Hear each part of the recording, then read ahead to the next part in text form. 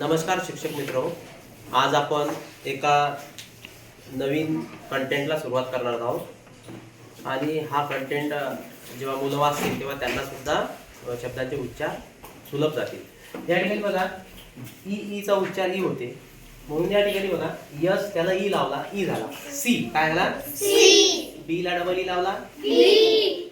जे ला double E ला जी, प म्हणा जी प, जी प म्हणा सी ना डी प नी रा पी रा नी रा डी प नी रा बी ना सी का सी रा पी का ली का सी म सी ट।